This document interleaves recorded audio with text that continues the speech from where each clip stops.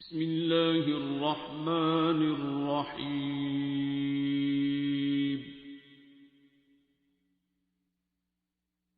بعد ازاں ایک ایک کر کے تمام اہل بیت کے چشم و چراغ راہ حق میں اپنی جانوں کا نذرانہ پیش کرتے رہے۔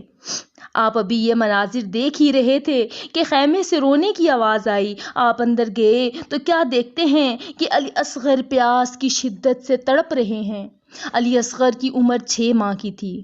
حضرت زینب نے عرض کی، بھائی جان، اس شیر خوار علی اصغر کی حالت دیکھی نہیں جاتی۔ آپ نے فرمایا، لاؤ یہ مجھے دو، شاید کسی کو اس پر ترس آ جائے۔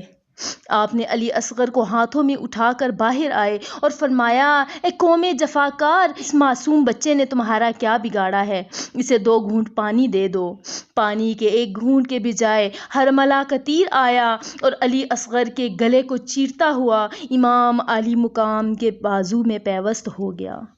آپ نے فرمایا، یہ تو ایک علی اصغر ہے، اگر ایسے ہزاروں علی اصغر ہوں تو ایک ایک کر کے تیری راہ میں قربان کرتا جاؤں۔ اگر تیری رضا اسی میں ہے تو حسین بھی اسی پر ہی راضی ہے۔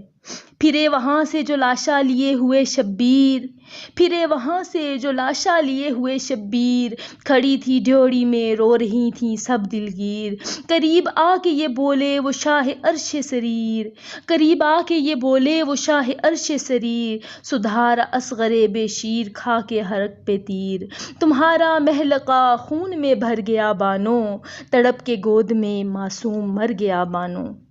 اب صرف شہزادہ زین العابدین اور امام حسین ہی باقی رہ گئے تھے۔ اگر آپ واقعہ کربلا مکمل ڈیٹیل کے ساتھ دیکھنا چاہتے ہیں تو اس ویڈیو کے ڈسکرپشن باکس میں لنک موجود ہے، اس میں آپ کو ویڈیو مل جائے گی جس میں مکمل ڈیٹیل سے واقعہ کربلا بتایا گیا ہے۔